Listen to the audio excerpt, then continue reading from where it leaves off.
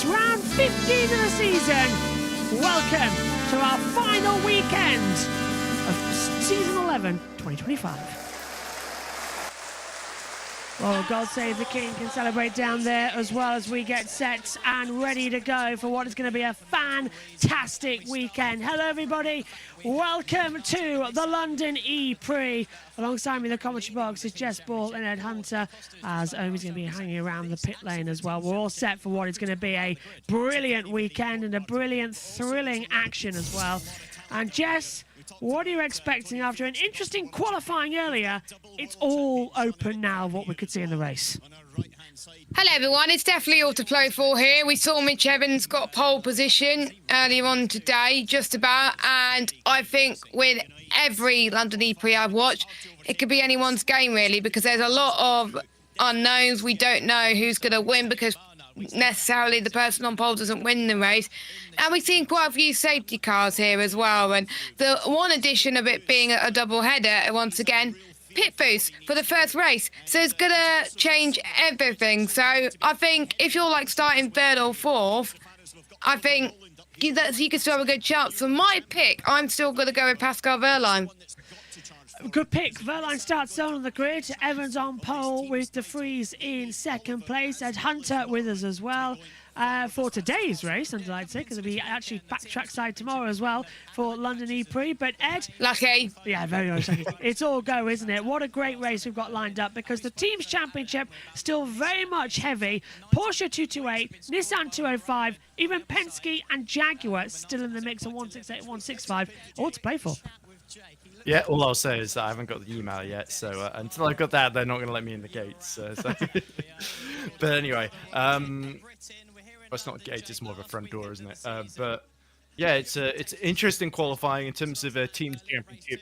As just alluded to, Wehrlein, who looks so strong, is up in P3 ahead of all the Nissan-powered cars. So yeah, Nissan-powered cars, you have to go down to, I think, Roland is the highest of them, because yeah, the McLaren's also quite low down. Norman Nato down 16th as well. So yeah, Porsche already leading in the manufacturers and teams, in the manufacturers by a narrow margin. So they need to make sure they capitalize so they're in a good position tomorrow to seal both titles. But yeah, as for the race win, pit boost could really mix things up here, because if you're stuck behind another car, then that can cost you not just a bit of time, but like seconds per lap compared to somebody in clear air.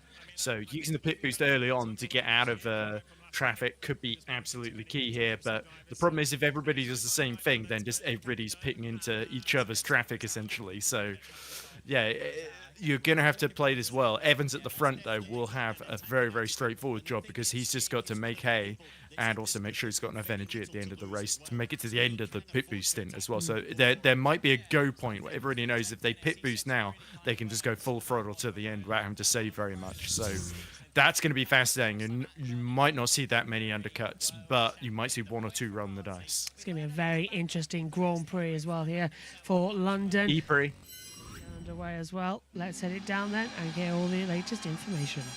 32 years ago, he awoke with a dream. I know nothing ever stays the same. His first word was bike, bike. But I wish we could do it all again. We were dancing on the edge of maybe. For as long as I've known him, he's been obsessed with motor racing. Holding on to something wild and crazy. You could plonk that boy in anything and he'd be quick. Everything's so temporary.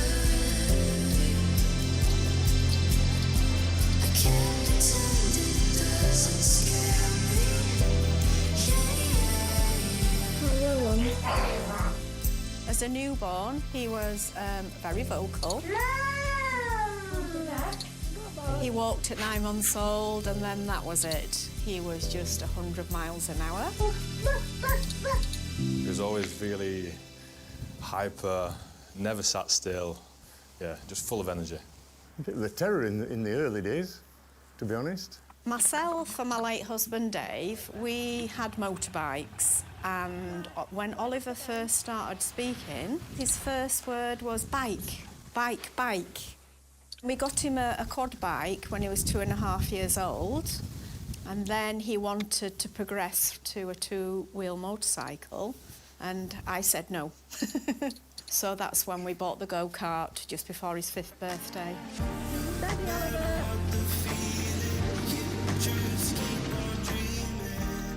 Dave was really the driving force behind Oliver. He would prepare the karts to perfection. He won the Formula Renault 3.5 championship with us, and I actually believed he would go to Formula 1, but obviously changed his career path and went to Formula E. Another British driver, this is Oliver Rowland for the Nissan Edams team. He's making his Formula E debut.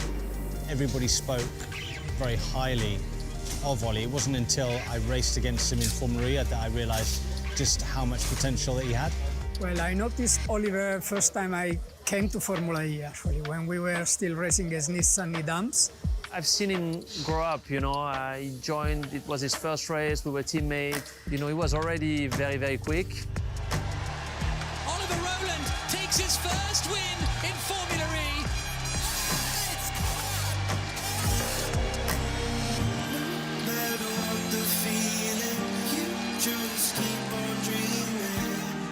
Out of the car, very laid back, but then you put a helmet on him and he's ruthless in a good way. The race is hard, but fair. You know, I have a lot of respect for the driver and the man. He's dominating the season. Any driver will remember for the rest of his life. You'll have your day, hope it all comes back around like a ricochet.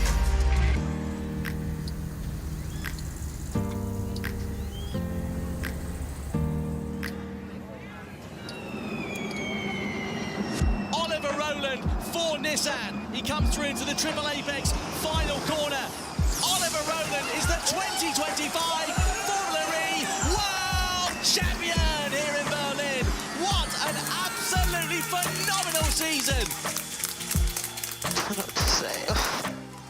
Yeah, I think it's sunk in now and realised what an incredible achievement it's been, and it's the best achievement I've had in my career. It's a dream come true, really. It's something I've been trying to do for such a long time. I think to achieve what they set out is a huge accomplishment for Nissan and the whole team. Hopefully this is just the beginning of the second phase of my career.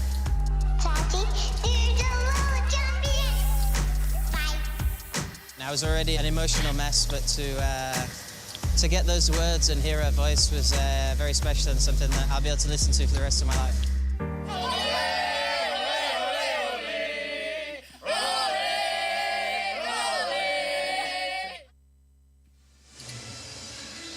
Well, that was good timing. Oliver Rowland, how are you? This is your moment, your first drive in Formula E as a world champion. That sounds nice, doesn't it? Yeah, I wish I was starting a bit further up front, but yeah, thankfully a bit pressure's off a little bit. I would have been dreading to be here if it wasn't the case, but yeah, hopefully we can have a good race. It's not going to be easy, but we'll see what we can do. You haven't seen the last 45 minutes of the show, but we've all been talking about how brilliant you've been strategically, reading the race, calling it from the cockpit. Can you do anything today with a pit boost race to try and cycle through, or is the track a bit too narrow for that? A bit too much energy, to be honest, but we'll try a few things. We've got a few ideas. Maybe we can extend a little bit the stint and hope for something to happen. But honestly, I think it's going to be difficult unless we get incredibly lucky. That sounds a bit pessimistic. You know, you're a man who's just won it tight. Honest is good. Honest is good. But every race is an opportunity, and someone's going to make a mistake and throw a safety. I will try. If there's something available, I'll go for it. But I think the reality is going to be quite a fast race, and it's narrow here, so it's hard to pass. But last year I started 9th and won, so we'll try. Obviously, you know, qualifying here is more critical than in some races. We get to go again tomorrow. Do you think you can improve on it tomorrow? Yeah, we get to go again tomorrow, but we just struggled a bit for pace. All the Nissan cars have not been too fast, but we'll definitely have a good crack at changing things overnight and see what we can do tomorrow. Well, listen, good luck. And by the way, you should tell your daughter that team radio has made Nikki cry about 17 times already this weekend. I've had to buy waterproof I'm getting to sign the contracts for the media. Exactly. Good luck. Well done. You know, another thing you've got to say about Oliver is that no matter what has been thrown at him over the course of the season, whether the team makes mistakes, he makes mistakes, he's always in such a good mood, which is very rare to see. We never really see a frustrated Oliver Rowland or an angry Oliver Rowland. He keeps all of those emotions under wraps. he feels like a grown-up, isn't he? In this, you know, he's like, you know, he's been on a life journey. He's matured a lot compared to 10 years ago in his junior formula, and he is a grown-up and he handles it well. He's a dad. He had to grow up, so that sort of extended childhood of most racing drivers is over. I'm going to say some dads never grow up. Anyway, we are stuck inside. It's getting hot. The atmosphere is building, so we sent Nish out to get some fresh air and also check out a part of the track where we can expect to see lots of action. We're down here at the chicane, long back straight, and then at this point it's one of the most critical and difficult areas, especially when you're doing a fast lap, because it's like threading the eye of the needle. If you come down, you see how narrow and tight it becomes. In the race as well, that's a real pinch point. 2 does not go into 1. Many have tried it, not many have succeeded. But as well, trying to maintain the momentum through here in race strategy is also going to be important, because you get a clean exit here, you can try and push that exit and maintain a gap, because at the other end, you've also got the attack mode. Much easier said than done, though, because if you come down again, look how difficult that exit is. Manhole cover, and then the bumpy exit as you then accelerate down the straight.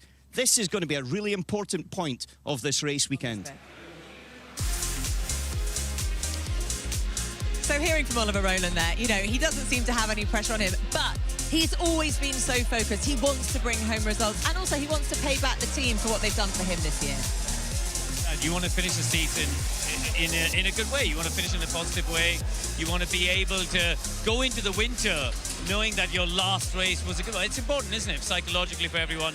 You're only as good as your last race, and so this weekend counts. But it's a really good point that Karine makes. Many of these drivers are fighting for their seat for next season, so they've really got to showcase to the world what they can do. Yeah, and so they should. You know, this is about performance, and no one should be being, you know, given a seat just because they've got a name or they've been around for a few years. You've got to perform, as you say, as good as your last race. And if they're only pulling it together now, they've waited a bit too late. Yeah, indeed. Well, I'm excited to see what is going to happen at both the front of this grid and the back of this grid during the course of the start of this race, which, of course, is now moments away. So don't go anywhere and join us after the break.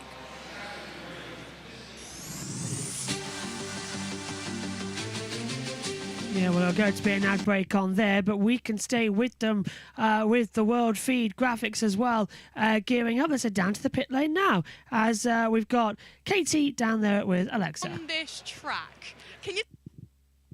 Well, we did have until the international feed. Tell us what that was all about. Yeah. There was a horse here. You all know that at Cupra we like to do things different, a bit disruptive. And after Mr. Beast and Thunderbolts, we said, what's next?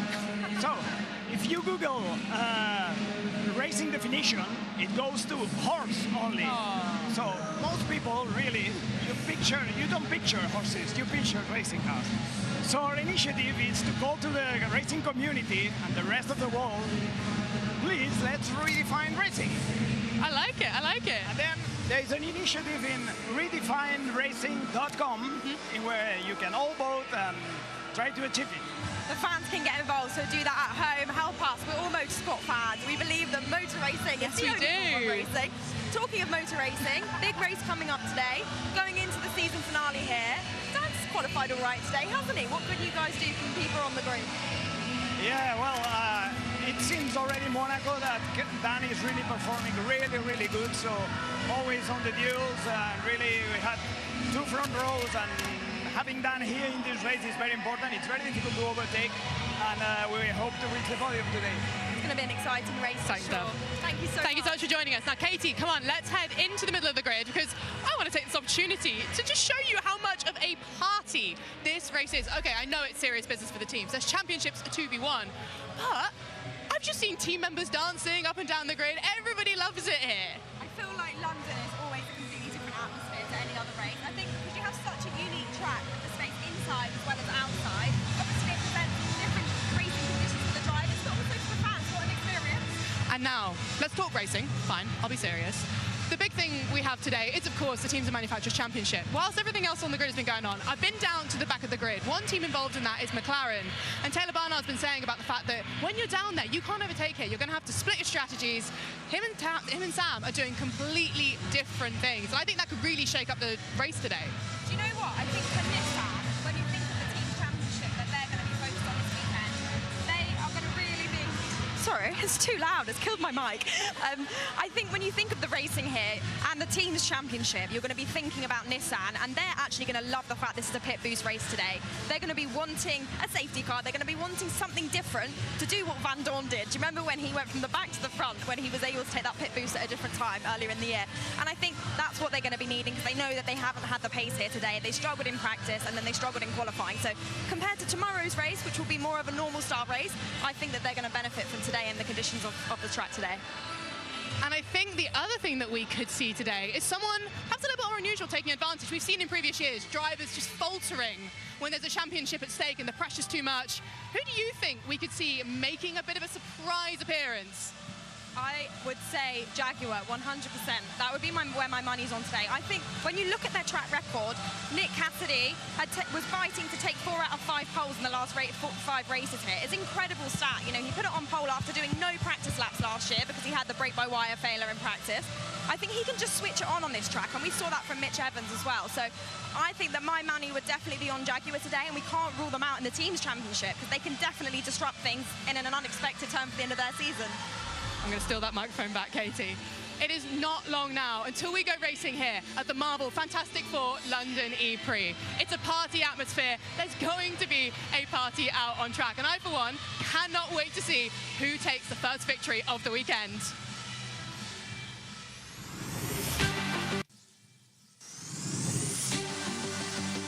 Okay, let's head back down then as we get ready for the race to get underway. Let's head back down to Nikki Shields. Billy. Well, the stage is very much set. The grandstands are full. The drivers are now in the cars. We are moments away from lights out. But Billy, let's reflect on what a critical point this is for the team's championship at the moment. Just 23 points separating Porsche and Nissan, and yet you can see we're right down at the back of the grid here, next to Norman Nato, one of the Nissan drivers. Oliver Ronan is just ahead. What's going to happen if Nissan can't score any points today? Yeah, I think that's the critical thing for the team's championship. It's how low down the grid Nissan are starting. We've talked a lot about how overtaking around here can be tricky. So those big strategy moves where drivers go from the back to the front and score big points are a lot less likely. And having Pascal Wehrlein starting third, he's well in contention to pick up those 25 points for a race victory. If he did that and Nissan didn't score, that would open the team's championship gap up to Nissan to 48 points, and that would be done deal. So if Pascal wins and no Nissan cars in the points, it could be game over today. Ooh, we'll keep an eye on that. The team's championship could be wrapped up today. And then when it comes to the other drivers at the front, I mean, it is brilliant to see Nick De Vries up there. Dan Ticktum, home race. It's been such a defining year for his career. He's had a podium. He's had a win. To do it on home soil would just be the icing on the cake, wouldn't it? Yeah, for sure. Dan has got, I think his fan base has grown a lot this year because he's always been a bit of a controversial character, but his performances and I think his attitude this season have really turned a lot of people's heads in the paddock, and also I think the fans' heads and their opinions of him have changed. So him lining up fourth today, he's well in contention, and he's got another Porsche car in Pascal Wehrlein there. So maybe we might see them two working together potentially. Interesting. So final moment, race predictions. Who's going to go home with the silverware today? For me, I think Pascal Wehrlein will have the bit between his teeth today. I think he'll win the race today. Brilliant stuff. Thank you so much to Billy Munger and the rest of the team. Now we really are moments away to finding out who will be on the top step of the podium for the first time this weekend here at the London EPrix. No fuel, just pure electric power. Zero emissions, but 100% adrenaline. This is the future of racing. And the future is fast. This is Formula E. Street circuits, millimeters from the wall. One move could make or break your race. You need skill and nerves of steel. One mistake, game over. This is Formula E. High stakes, high drama. Racing isn't just about speed, it's about control. Energy management, split-second decisions, fearless overtakes. Every lap is a chess match. This is Formula E. This isn't just a race, it's a spectacle. Electric racing in the heart of the city.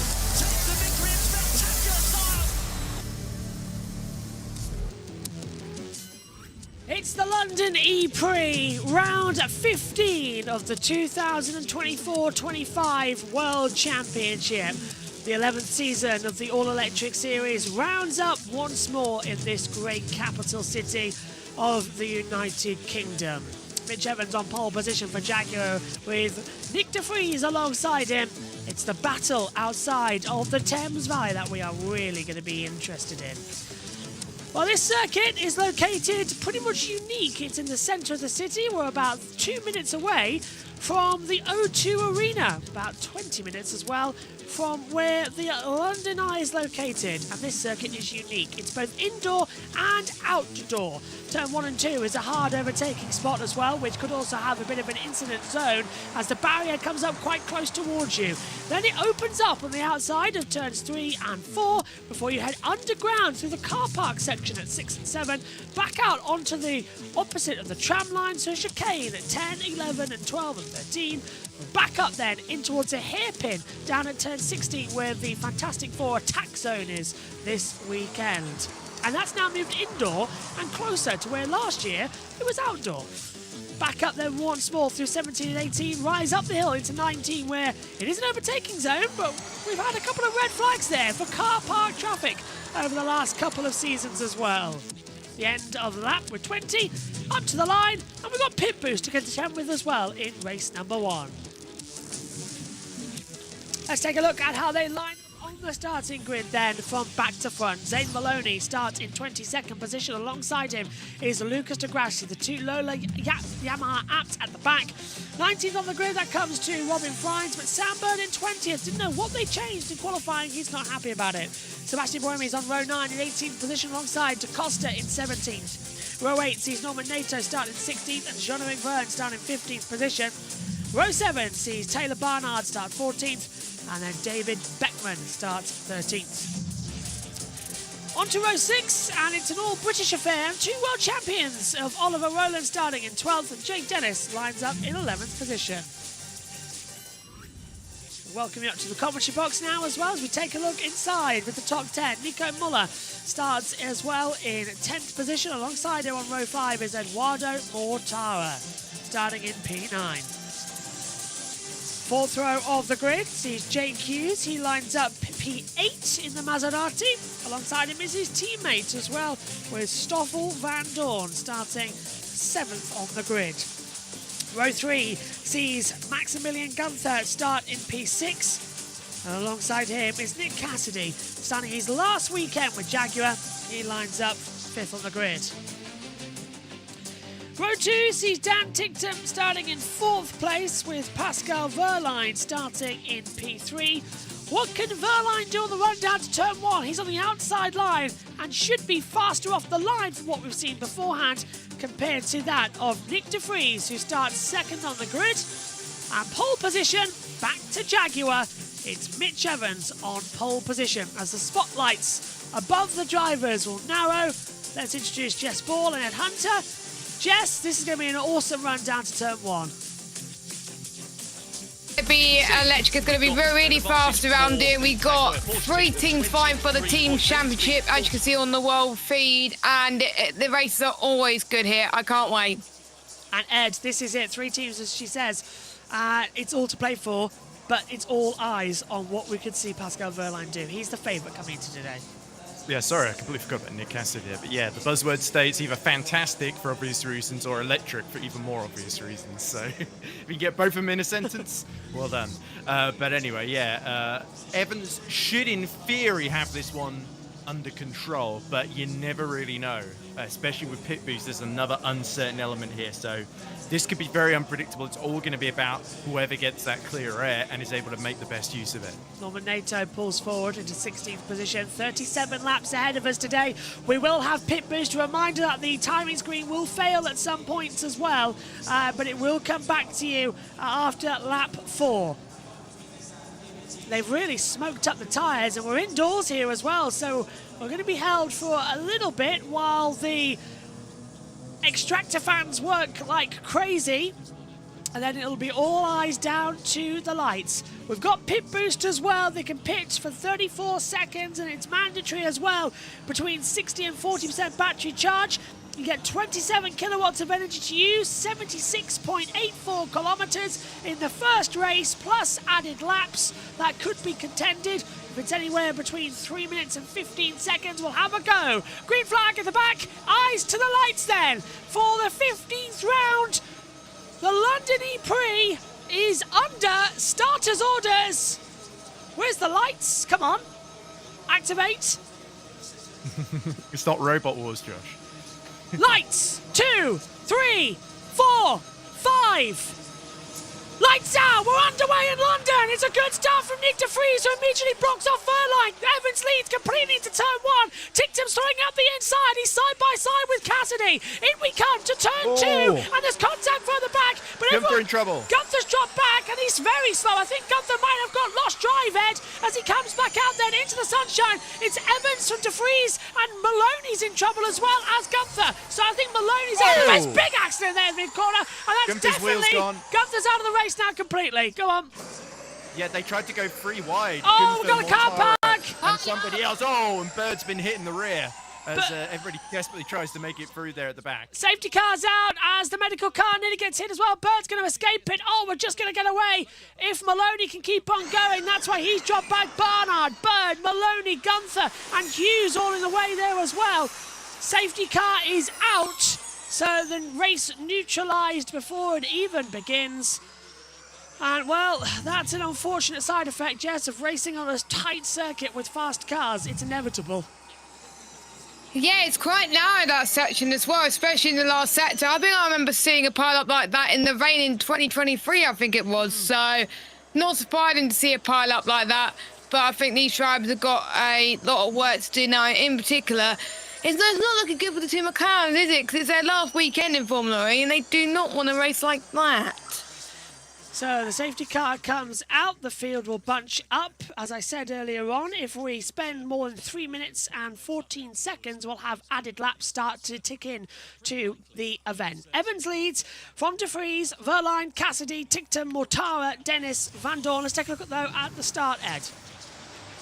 Yeah, so here we go. You can see there just Cassidy getting through, and then that 3 wide moment. That's Dennis, I think Hughes, no, it's Van Dorn, sorry, and then Gunther. So Dennis, I think, has more contact with Gunther on the outside. No, it's Mortara that squeezes him in the wall, sorry. Yeah. And yeah, nowhere Maximilian Gunther could really have gone to get out of that one. That's so twice. Hughes really badly lost out there because he dropped well outside the top 10. You can just see here, yeah, Dennis gets through, Van Dorn gets through, and then Hughes is sort of, as Bird stuck on the outside, and I think Hughes has had some issue later on. Oh, He so got hit by Maloney. Maloney ploughed into the back of, I think it was his teammate Di Grassi, actually. Yeah. Well, serves him right, but anyway, for being Di Grassi. But yeah, here we go. This is the back of Maximilian Gunther. You can see exactly what happens here. Bit of contact with Van Dorn as they go 3 wide with Mortara, and that's where Hughes loses out. Okay. And David Beckman actually has gained a lot into P9 as a result of all of this. So that's looking very, very good for the second Kiro. And this is where Mortara puts the squeeze on. Yeah, and the debris flying out as well everywhere. I thought we'd have to have a red flag for a split second as they come through. That's not 100% coming through on the inside. Oh, it was Taylor Barnard that hit the back of Bird there. So yeah, not great for McLaren, but where could they have really gone? Qualifying was what did them in here. Ed's going tomorrow to the EPrix, but I'm staying here because we've got a lot of work to do. Like, there's so much on this weekend, it's not physically possible for me to abandon ship. So that's why I'm here. And I would have had to have a bit of time off work, and I've already had enough time off work as it is the last few weeks. So that's just why we're standing still, really, coming into it. I feel like you're trying to guilt trip me into not going. Off you go, Ed. Go on. You know where to go. Okay. Well, okay. Goodbye then. Ed Hunter will now make his way down to London. How quick can you get actually to the circuit? Within about hour and 20 minutes, I think. That's not too bad, though. That's pretty good. Depends on the trains, of course. But yeah, the transport links there are pretty good. Which is one of the reasons why I prefer, I sort of like it having XL compared to, say, Battersea Park. Not only because the ring road at Battersea is incredibly narrow and you can't overtake at all, whereas at least the XL, you can sometimes make an overtake. Whereas... Oh, there we go. Look, look at that. Is that Ollie Rowland's daughter? It is, yes. Harper Rowland, yeah.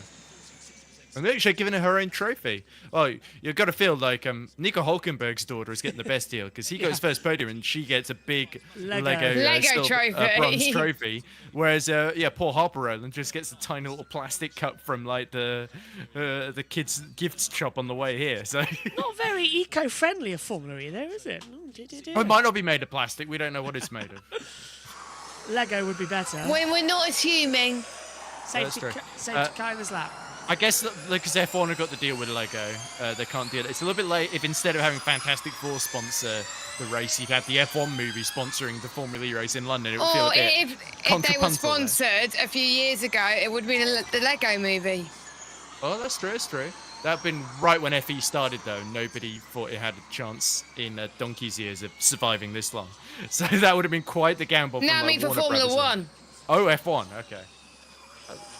But that was pre-Drive to Survive. Anyway, it looks like we're about to get to the restart here. Evans leading De Vries away, and De Vries knows he's got a great chance here if he can catch Evans unawares. Green flag, we are racing again here in London. Evans gets the best restart as he heads down towards turn 1. Verline immediately looking behind De Vries to see if he's going to find anything for an inside manoeuvre. Just lifts off ever so slightly as well.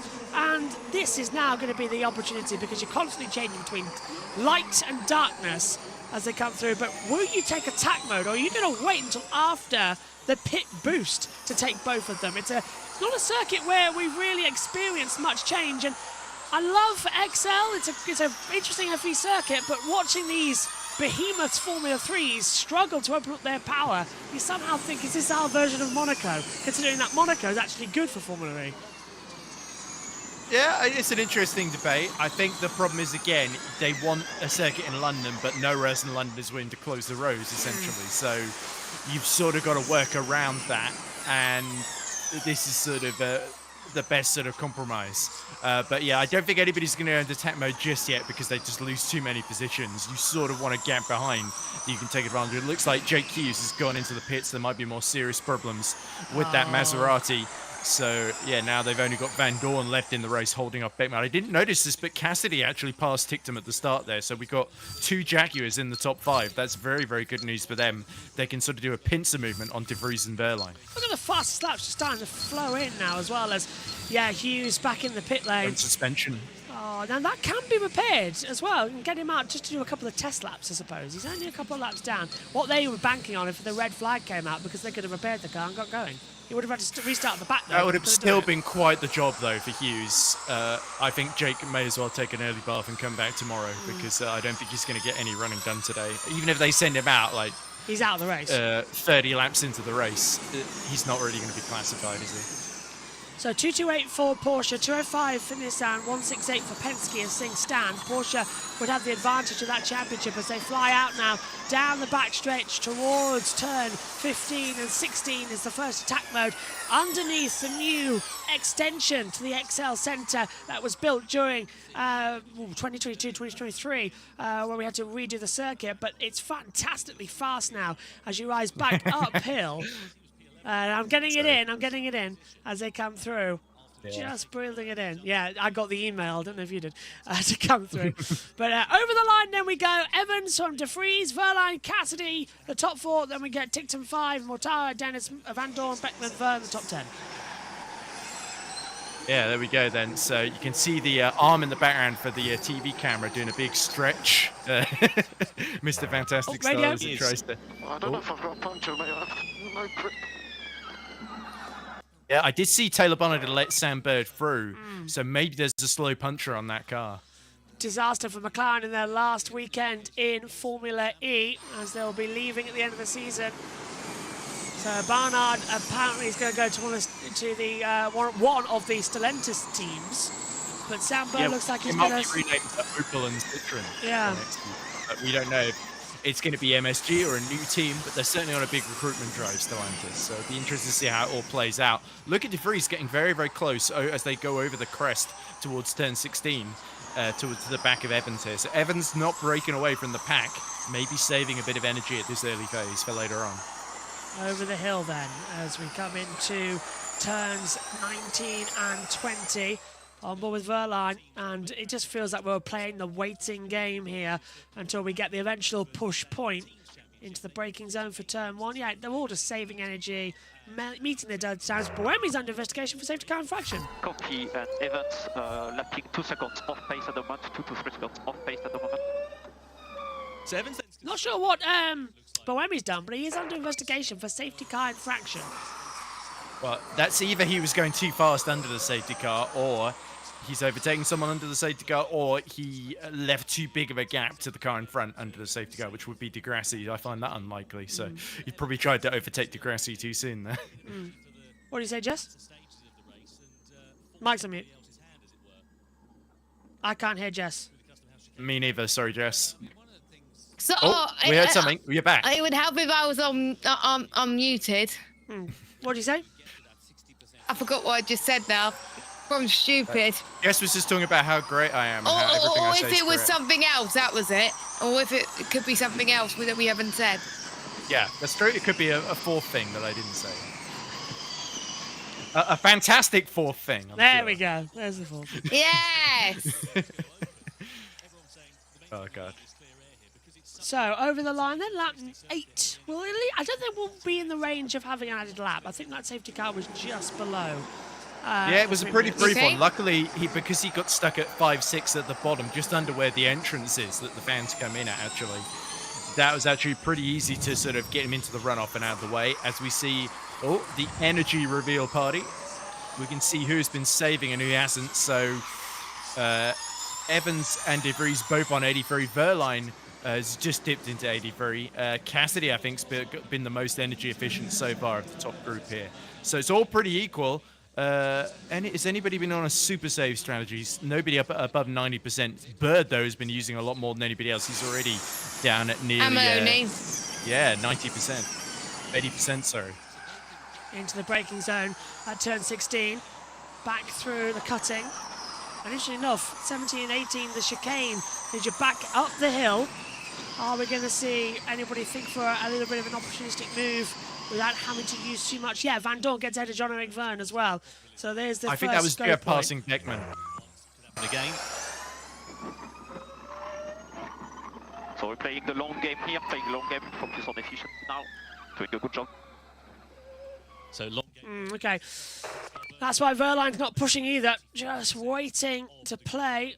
And with 81% of power available, he can just risk it, really. It's a 37-lap race. We have the pit boost, so we will have action at some point in this race. I agree with what Brad says as well. As to Car Park Grand Prix as well, well, EPrix, as I would say. But that's essentially what it is. It feels like we're in an Asda car park at 2 o'clock in the morning. But it's sometimes. in London. Yeah. All right, Waitrose car big park. bridge in the background there. That's where everybody comes in. So you might see a couple of passers-by trying to sneak a peek of all the racing action while it's underway, and then maybe a couple of attendants scaring them away. Same thing happens at the train stations there at the entrance, and also at Custom House, which is at this end of the circuit. And Quite so funny, there we though, go. if they're actually waiting for a train, they get told to go. They don't have that much right to stop it, but... Yeah.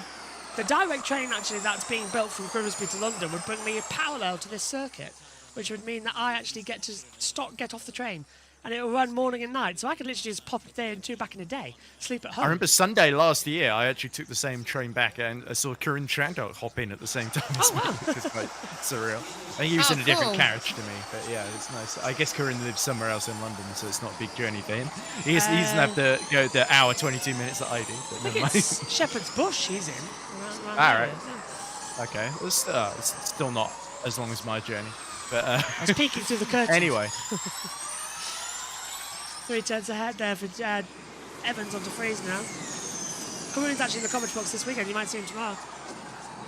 Could be. Yeah. Depends how lucky See if I he am. ends up on the same train as you going back tomorrow, mate. Yeah. Just say, well, this happened last year, but I didn't have the confidence to speak up. All right. I've actually met him before as well, so that is embarrassing. About 10 years ago. But anyway, it looks like there's a train of the top 4 breaking a bit away from Dan Tictum ever so slightly. Tictum starting to worry about Mortara behind him then.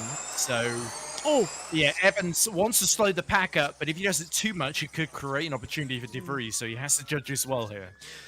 Mortara and Gunther causing a collision, no further action from race control, so they deem it as a lap Quite one lenient for incident. Eduardo. Yeah. Didn't he cause a big crash here last year as well with NATO, I swear? Yes, he did, yeah. A couple of years ago here as well, we had a red flag for all that action as well in race one, where race one actually got red flagged twice for It did, contact. yes. And then the next day it got red flagged twice again, but this time for rain. It could rain. That season 9 race was pretty insane because that was the one where Oh, looks like Dennis having a go at Mortara now in the background. We're missing all the action. We're just seeing the leaders saving energy at this point. My car's been all year. Well, Cassidy's very happy as we ride on board with him here. Yeah, seems to be coming through. I agree with him. He seems to be like in the zone all weekend so far. His laps were very impressive. Well, up until the duels, where he obviously qualified P6, didn't he? Yeah, I think, but obviously you usually expect him outside the top 10, so. Well, depends, of course. But yeah, certainly Jag have got it back together for these last couple of London, a bit of an unusual layout, of course. But yeah, as we see, the timing screen glitching, just trying to create some drama by thinking that De Vries has got past Evans, but of course he hasn't. Here's a replay of them going over the curbs at 10, 11, 12. Yeah, so Evans jumps the curb and bounces over the first sausage curb. And that's just not a lot of drama, but it's not going to be nicely felt for Mitch Evans. There's a bit of crunching of carbon fibre. That's not coming from any contact. It's just coming from the massive drop that's out of turn 4 as the car slapped back down to reality, and underneath it comes through. There's the elm board of Mitch Evans. 14 race wins, the same as Sebastian Boemi. De Grassi has 13. De Costa on 12, the same as Sam Bird. Evans and Boemi tied for the most wins in Formula E history on 14. He could break that today, but De Vries, a former champion, desperately trying to fight back and hold it together as he's in second place now with Verline just tucked behind in third. We're getting to the point where we are going to have to start using attack modes and also have to start using the pit boost because we're getting close to I'm surprised nobody's gone for the early pit boost, Josh. You'd think maybe Bird, Barnard, Maloney in the back as pit window open in 6 to 7 laps, De Vries is told. So we're not far away from the pit boost happening then. So wow, we're probably not going to see any moves until then, you would think, although Bird is having a go at Robin Thrones for 17th. So just keeping through. I'm just seeing information coming up as well. Beckman could be scoring his first point as well, says Lou. Yeah, Beckman's running in 10th place. Was in 9th, but has dropped back. He started this race in 13th position. Benefited from the opening lap safety car drama. Hughes, by the way, is officially now out of the race. He's not going to take any further part. So Hughes is out of the EPrix. That was pretty much anticipated, sadly, for Jake Hughes.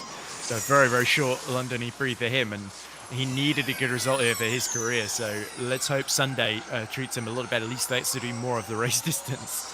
Cassidy, as you expect, is doing the best on energy out of pretty much anybody in the field. So yeah, he said the car felt good. He's clearly content to lift and coast, go a bit longer before doing his pit boost. Jevon, by the way, Stoffel Van Dorn's transponder is having issues. That's why him and Vern are jumping around on the timing screen. It's nothing to do with anything else. 69.8% then for Cassidy. Now recharged up to 70%. He's in a good battery phase.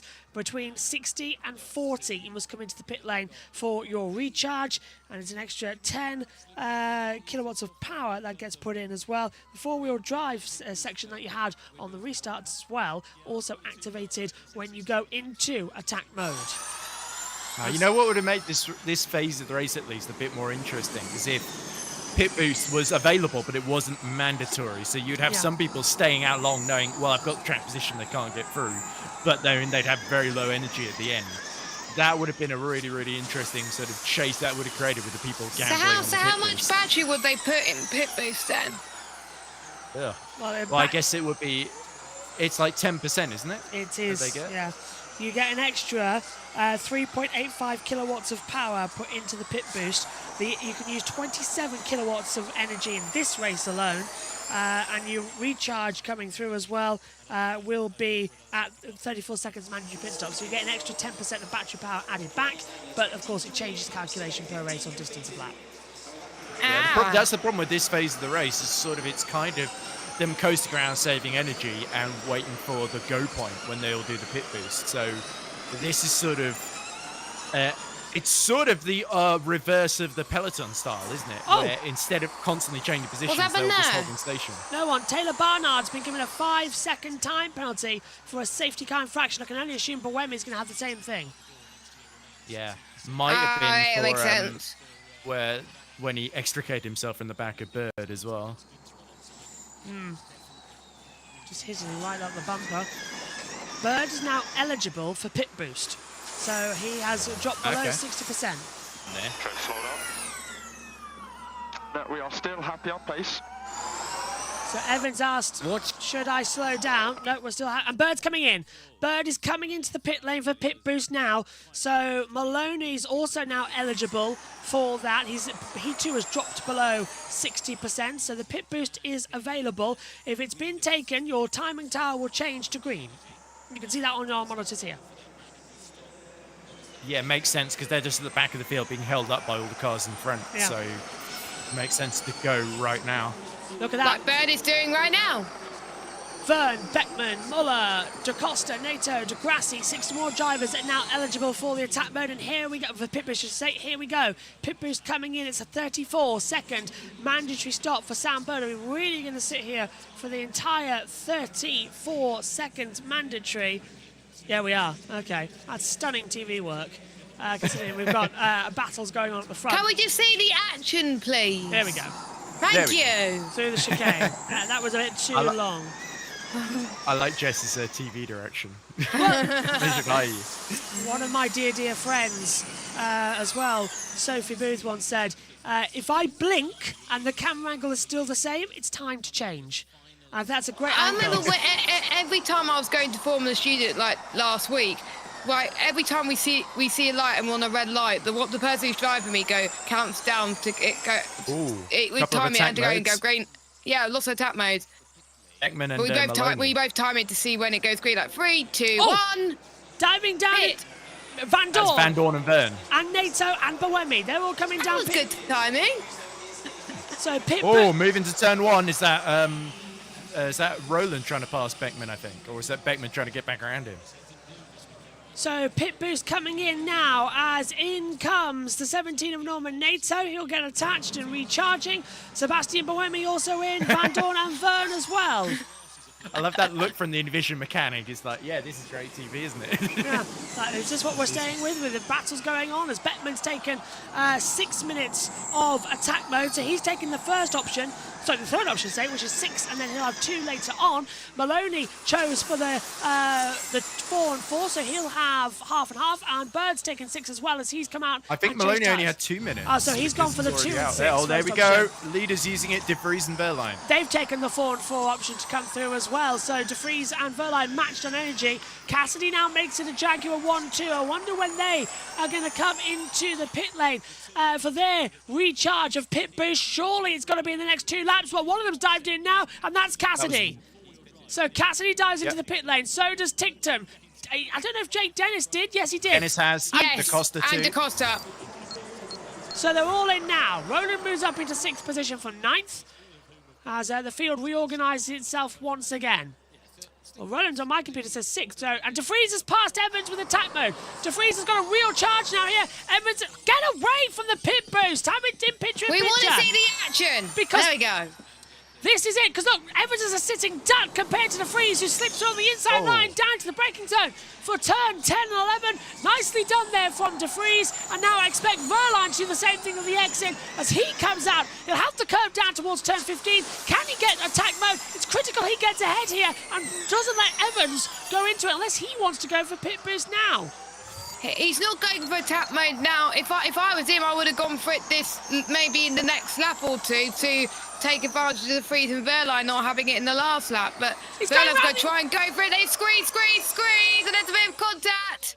Evans trying to block off. Verline going to the outside, swaps back. Now gets the traction down towards turn 1. He's got the 4-wheel drive option, and Verline moves up into 2nd position. But critically, he's let De Vries get a 2-second lead at the front. That is not good when they both have identical times. Into the pit lane comes Mortara.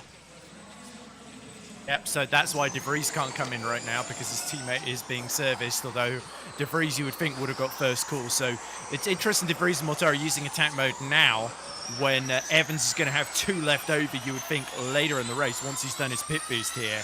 And yeah, Beckman, of course, was one of the first to go into it. He's in the top 4 right now. But yeah, he is going to be really feeling the pain of this later on when he's only got 1 more attack mode at his disposal, and it's only going to be 2 minutes. Muller has been allowed to use the spare pit booster at the FIA garage. So Muller has not been able to recharge, and he's going to have to use the spare booster. So he's in 7th at the moment. Evans uses it. Yeah, Evans takes attack mode. He takes 4 minutes. Beckman, he comes out ahead of. Beckman. But that Goes is behind Beckman. And Evans is there too. So Beckman's in 3rd, Evans 4th, Roland 5th. Roland 5th. Fastest. This is really not ideal for Mitch Evans, because he would have hoped to have some clear air, and now he's got to find a way past Beckman. This is destroying his race. Into the braking zone at turn 1. Beckman goes defensive. Evans will try and loop it back through. Roland's just here for, well, the fun of it, really. He's already crowned the championship, but the racer in him will want to do better, as they've still yet to... Maloney pits. I don't get why Evans chose to use his attack mode now. Shouldn't he have waited until De Vries and Verlaine's attack mode ran out and say with Beckman? That's a bit stupid, I think. How much did he take? 4 minutes. So, yeah, but now De Vries and Verlaine are going to box. So they're going to come in, recharge, and that's going to leave Evans out front. But he's going to be down on time. That's the wrong decision from Jaguar, the wrong call.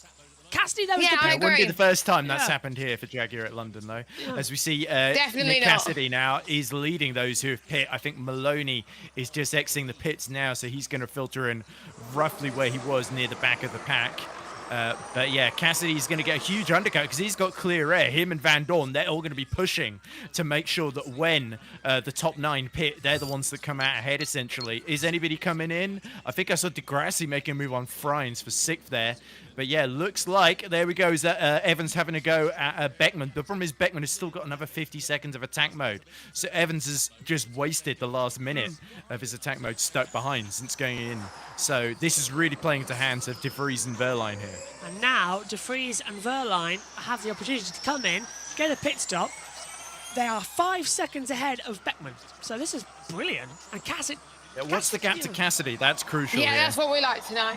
51.3. Yeah.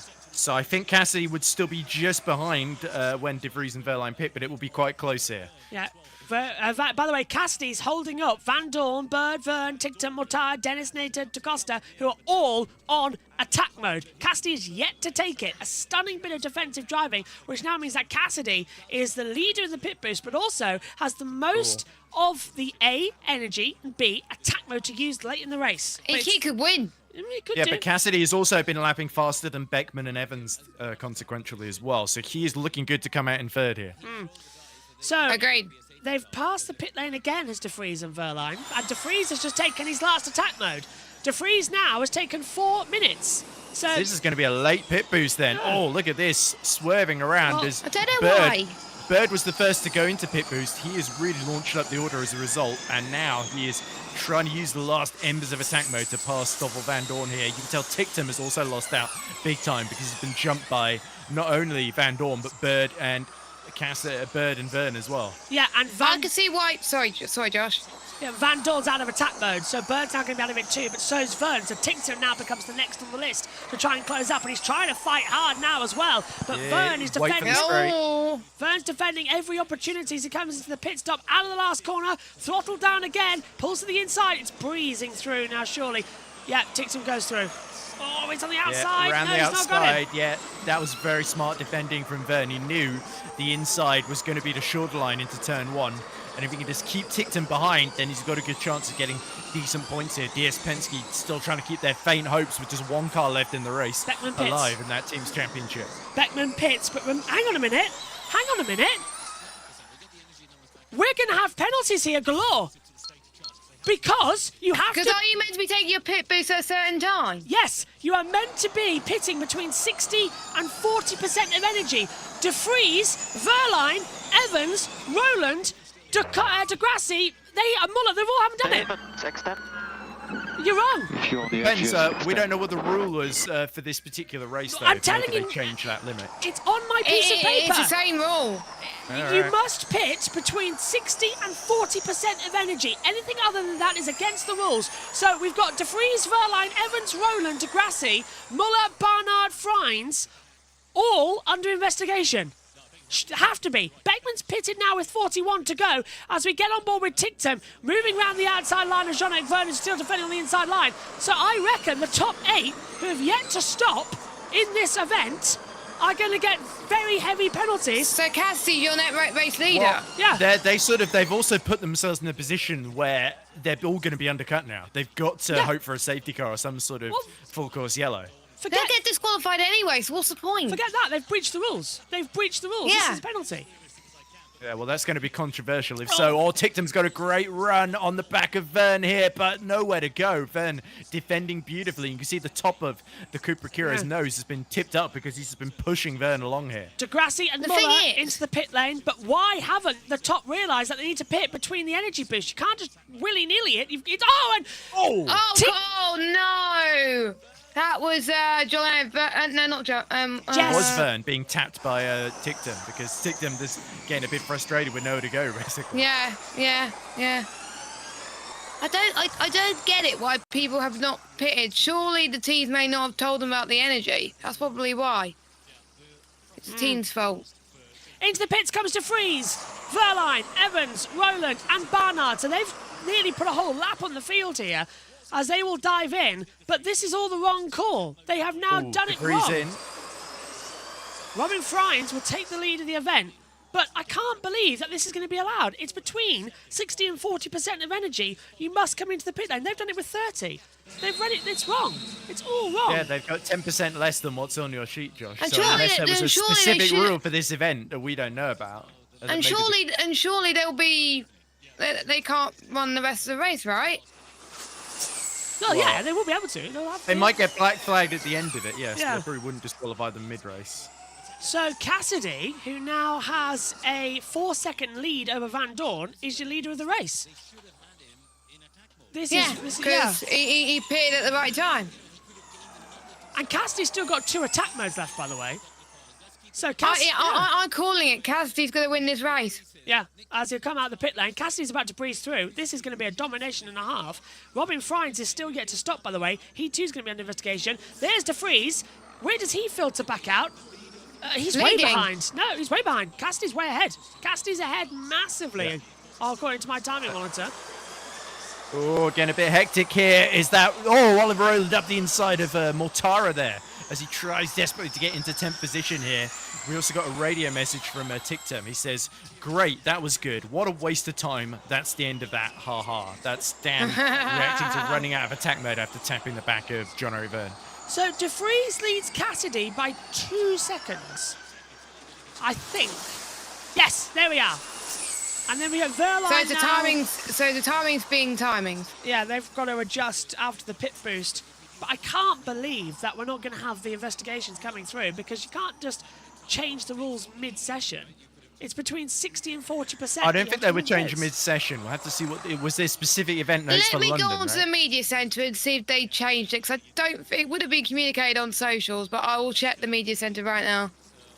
I'm literally holding the document that was posted at 14:42. I really hope this race doesn't end with like half the field being disqualified, because that would be a very, very bad look. But anyway...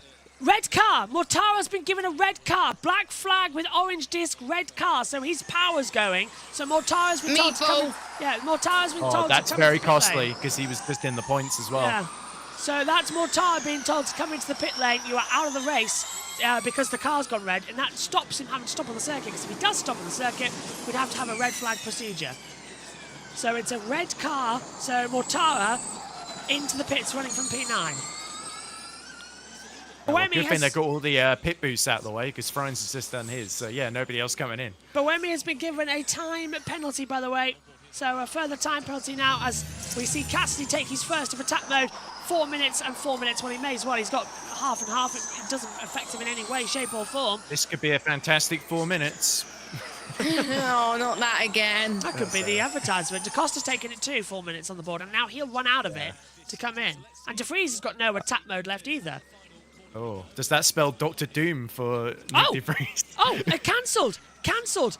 Eduardo Mortara, message cancelled for red car. So it was an error. He doesn't have a red car. They were just saying the Mahindra is red, as in the red livery. So that's a bit incompetent. So Mortara can stay in 9th position. Look at that message got to him before he had to come into the pit lane, though. Yeah, that could have been a bit awkward. Yeah. That could be disaster. So that, oh, look at Evans now. Sorry, Cassidy on the back of De Vries, pushing him out and swap sides on the way down towards turn 10. An outside maneuver. Get that graphic out of the way because still De Vries defending hard from Cassidy as Cassidy now runs up right behind down towards turn 16. He'll pull to the outside line, do the old switcheroo and come back to the inside. 3, 2, 1, lay on the brakes, switch back, power now, and he can't do it. Well, maybe he can. Well, he's going to try, but the problem is it's so tight here that he just wouldn't get the overlap before being pushed into the wall. So here we go. He's going to try, go up the inside, but again, De Vries blocks the middle of the road and is almost being pushed along. Start-finish straight into turn 1 is surely Cassidy's best chance here. Pulls to the inside line. De Vries gets out of his way. Cassidy straight line powers down. Cassidy takes the lead in the EPrix. And the cheer from the fans in the grandstand. Watch on. Cassidy leads here in London. Degrassi's under investigation for crossing the pit exit line. It doesn't have a look here in London, does he, with pit lanes? Yeah. Well, Cassidy, this is sort of a redemption for last year where he lost the championship despite taking pole position and leading early on, wasn't he? So given that he's leaving Jaguar at the end of Sunday, it would be amazing for him to just end the season with another win. But you do sense, given Evans was on pole, this should really have been his win, and that decision to go into the early attack mode and get stuck behind Beckman cost him dearly. There was a bit of damage there was the hit. Yeah, that was just was there a bit of a late move from De Vries? He's got in trouble doing that sort of thing to Cassidy here before in Season 8. It lost him a podium. Oh. Yeah, just to have a look at the information that the race control give us about this, because Warren's made a good point saying they're pretty sure it's 60 to 40% of battery capacity, not usable energy you see on the graphic, whereas this information tells us that it's between 60 and 40% of usable energy. So, I don't know. There's two different versions there. If it's capacity, then they've got the extra 10%, so... we've got a time... Just in case of emergencies, time penalty for Degrassi, 5 seconds for crossing that pit lane exit line. As Dennis and Mortara swap places. Evans has also passed Tictum as well, so he has gained a little bit of ground. He's not given up just yet, as you see the totally not red car of Mortara fending off Dennis in the also slightly red but mostly white car. Franz has taken attack mode 6 minutes, so he'll have another one left to go. We're into the closing stages, but you know, it's a question of what's happening out here. I think Cassidy's going to win. That's what's happening. And is Verline going to be able to catch De Vries? Oh, this is a late move from Dennis. He's still got 3 minutes of attack mode left. Mortara is going to have to drive the widest Formula E car you've ever seen to keep Dennis at bay here. So Warren says that the commentary team, Tom as well, alongside Karun and David Coulthard, just said that they said the same thing, but they're fine as long as they had the pit boost lightning bolt next to them. I know it could be, but I never believe graphics over things. But 6 different teams couldn't have got it wrong. If they is that the cost of a bit of his front wing missing? Look, it's flailing around in the air. Yeah, if they did get it wrong, well, they should be under investigation 100%. I don't see that they wouldn't be. Nothing's That's come falling up off. Porsche might have to pull him in. Look, it's that's going to fly. He's going to have to back off. Yeah, that's out of the session, unfortunately. DaCosta then in all sorts of bother down to turn 1. If that flies off, we'll have to have at least a full course yellow to clean it up, because it's a heavy piece of carbon fibre there, the front wing. It's rubbing against the tyre as well. And it's not being helped by the aero distribution of the cars in front as well. And it's downhill as well. The front comes up. Florian Modelling are watching on going, yeah, you're going to have to box him for that, I'm afraid. Yeah. Remember, Porsche need a 43-point lead in the Teams Championship to win it today. But at the moment, and here goes Mortara immediately tucking to the inside before the chicane. Well, it's a legitimate tactic, but it doesn't lead to many overtakes. I think Dennis has damaged his front wing for that as well on the nose cone end plate. I think Mortara went a bit too late there. Dennis going again over the bump, down to the braking zone. He's all out of shape. He's all out of kilter. That's going to be a bit of a side-by-side drama.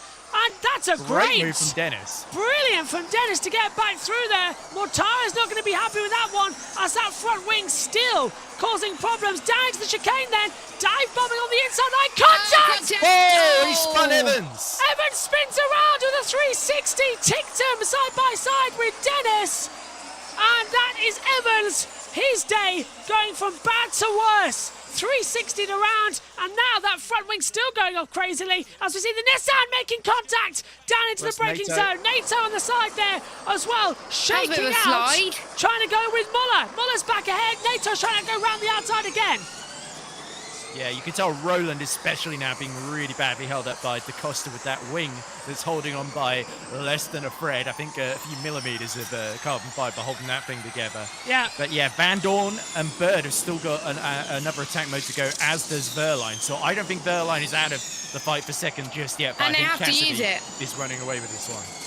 A black flag with orange disc for front wing damage for DaCosta, so he'll have to come into the pit lane this No lap. surprises Oh, look there. at that. I don't know what Porsche were thinking leaving him out there, because that's just an accident waiting to happen. Yeah, let's hope it doesn't happen. Van Dorn, Vern, Tictum, They're just trying to keep Nissan behind for the team's championship. That's all that this is about now. Several giant, yeah, DaCosta's boxing this lap. Van Dorn's taking 4 minutes, so is Vern. 2 minutes for Tictum, 4 minutes for Mortara. Ryan's on 2, Evans 4, 6 minutes of Remy, 4 minutes Barnard, and there he goes. He's through into the pits now. Not the most sporting strategy from Porsche, it must be said, but they've got a team's championship on the line. Freins ran the outside of Muller as a result of this, and that's Robin Freins now in 11th position, desperately trying to get some points. This has been from near the back of the grid. He was nearly last when he came out from his pit boost. This has been a cracking performance from Freins. There we go, as they come through and to the braking zone under the hill. Now, side-by-side dramas. There's been a damage. Someone's in the wall. Tictum's in the wall. Tictum's in the wall. Dan Tictum's hit the wall. He's gone straight on. The front suspension's off. And the safety car. The safety car is out. Dan Tictum is out of the race.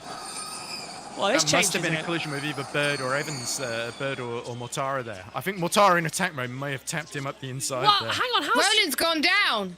Roland, yeah, he's in 14th place. So it must be Roland.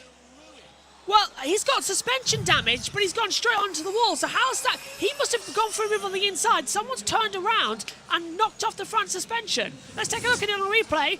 So Tictum's on the inside line now, and it's he's making a move on Bird. Oh, it was way too ambitious. Didn't and see then it. plonk. Yeah, in the wall. On board would be more revealing of Has what he happened done that there. suspension really from just hitting the wall? Let's have a Did he look. just... Okay. He has. He must have. He lost it. He did it by himself. He did it by Just too himself. late He on lost the his braking brakes. point. That was him being way too impatient there. Safety car out then. I like the marshal giving him the thumbs up there to check if he's okay. That's a good touch. And breathe. This actually hurts Cassidy a little bit. And it And hurts Verline because Verline. he'd just gone into that attack mode and nobody was anticipating this. Now we've got recovery vehicle side by side. That's why we got the safety car out. Has anyone not used an attack mode? Because they're screwed as well. Let's have a race director. Left hand side. Thank you very much. Just warning him there on the left-hand side, so Mark's telling him. So they don't go the same side as the recovery lorry. They're the massive tractor. So, yeah, it's awkward because that's a very difficult corner to get to at the bottom here because it's right under the DLR. So, custom house entrance. So, you sort of got to get the recovery vehicle onto the track itself. But, yeah, this is pretty much how it's going to end then. It should be a flat-out sprint to the flag, and we're not going to get the race restarted before Verline's attack mode runs out. Let's have a look at Evans then on a replay. This is him getting spun around. So Tictum comes in late and just tags the back of him. It's Dennis on it. Well, yeah, a bit unlucky. I think it was him and Dennis that both sort of tagged him around there. So Dennis was trying to go around the outside. He made that brilliant move on Mortara and then got very carried away. So this is going to be unfortunate where Evans is going to be tapped around without warning. Yeah, I think it's definitely Tictum. I'll see another line. Here we go. Yeah, Dennis. Yeah. Oh, yeah, I think Tictum was going late to defend against Dennis and they didn't realise Evans was there until it was too late. On board. Yeah, probably. So there's Tictum on the inside line. Yeah, it's hard to tell from the off-one angle, but it's definitely Tictum. That spins him around. He just hooks that rear rain line. And do you think, and because he had damage early on, was probably like he lost a bit of control? Late on the brakes. And I think the move on Bird was just frustration there. I don't think it was damage from that early attack with Evans.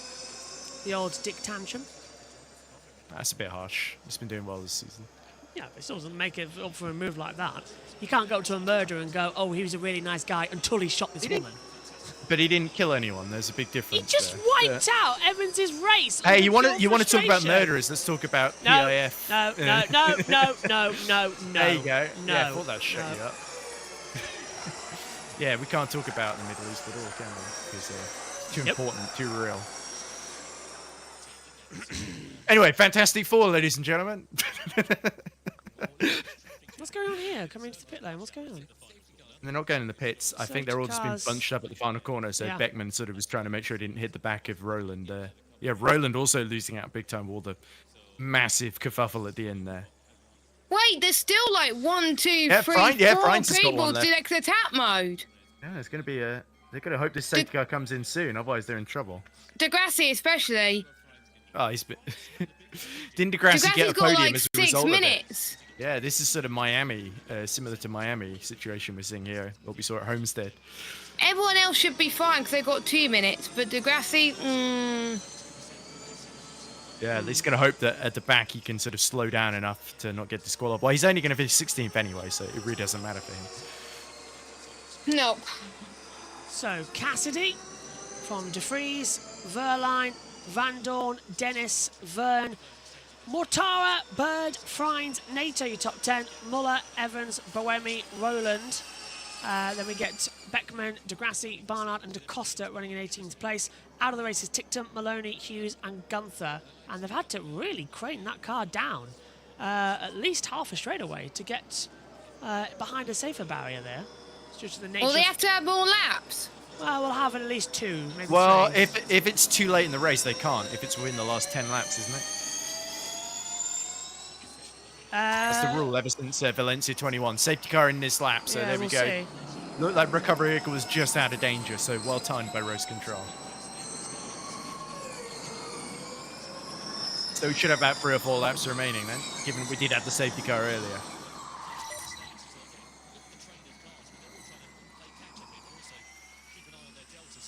So we're getting ready for the restart. As the safety car will come in, Cassidy will lead the race. And now it's a straight up fight because De Vries feels like he could actually push back on again. Both got 16% of energy. I would say, yeah, the race will be extended by 1 lap only. So it's a 38 lap race into the last corner. Safety car just makes it to the pit lane and we are racing once again here in London. So let's see who's going to make the attack first for an overtake into the braking zone. 1 added lap. Yeah. I don't think we're going to have 38 lap race then. That's not going to be enough for, what do you call it, Degrassi. That's what I call him as well. Something sounds a bit rough out there, like it's dragging against the floor. But that might just be the late race powertrain starting to run out of steam here. Yeah, Mortara looking a little bit cagey as Bird's all over him. Frines could be a threat here for those final 2 minutes of attack mode. So down we go once again towards the chicane at 10, 11, 12 and 13. The right, left, left, right. Well, so far, so good. Frines got it, as we said earlier.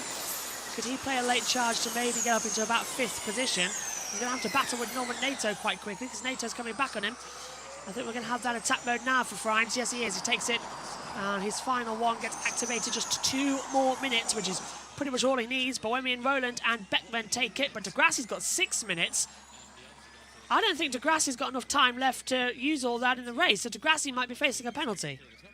Well, look, he's slowed right down. He's let Barnard and DaCosta through, so he is going to try and get to the end without being disqualified here. So he's got to go really slowly, wait for that to run out, and then cross the line. As there is a Frines round the outside of NATO. That's P9 for Robin Frines. Beckman's got less energy. I don't think Beckman will get to the end here. Still closing in. It's looking a bit unlikely for David, isn't it? So his quest for points continues, and he's only got 1 more race left after this one, so it's not looking good for the second Cooper Cura.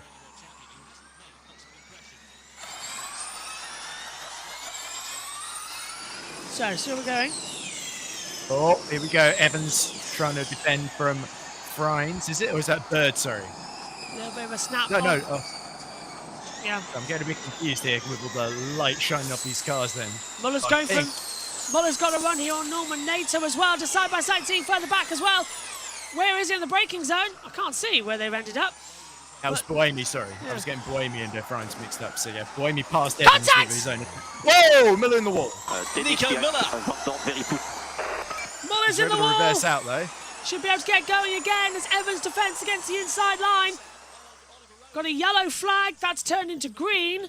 So we're still good for running at the moment as we come over. No, still yellow flag, okay. Lap 38, Roland's trying to get through on the inside line of Evans. Well, it's a pretty... It's 37, isn't it? 38's the next line. Yeah. IndyCar Practice 2 has been cancelled due to the medical helicopter not being able to get to the circuit.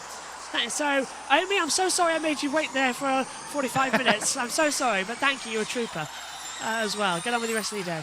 Omi's always a trooper. One of the golden as well. Go on.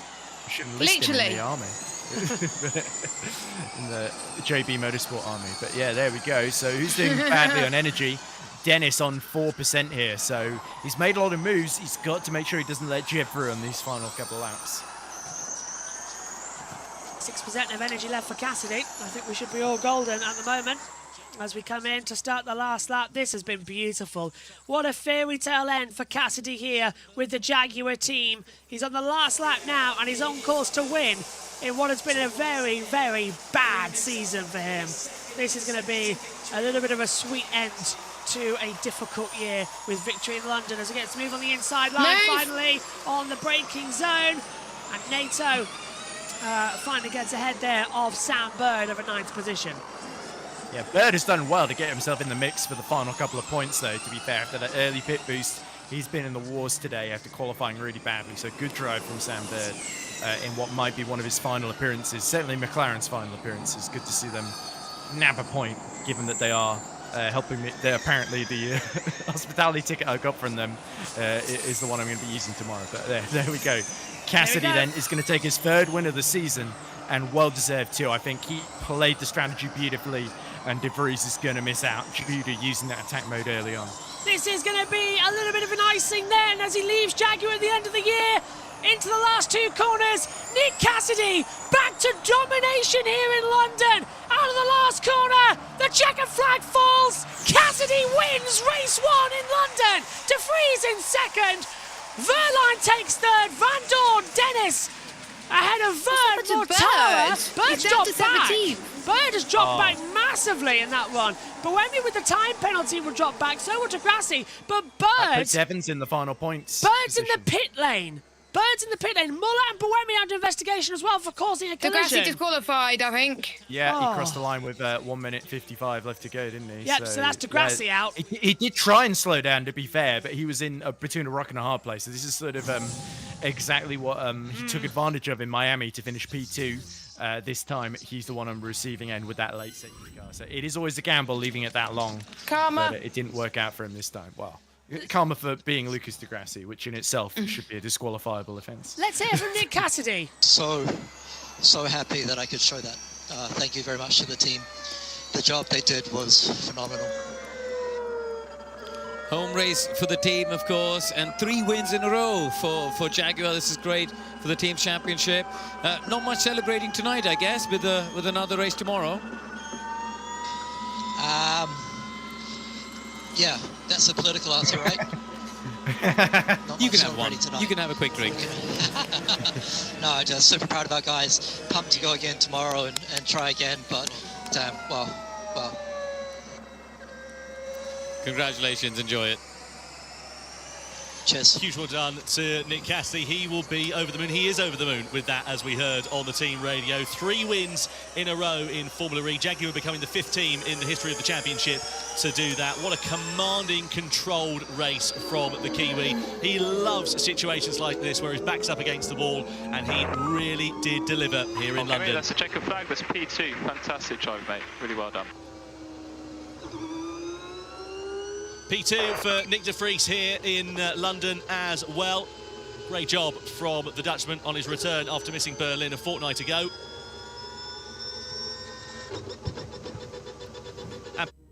TNT's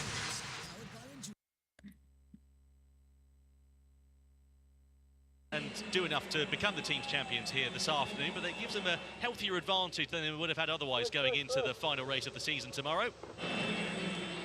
unfortunately, the steering locks of Formula E cars proving to be the downfall of Nick de Vries as he comes into the winner's circle.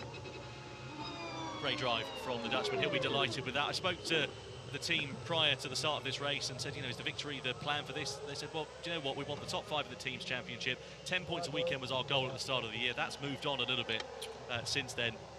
But they will be over the moon with that result. Another job, a great job for the Mahindra team.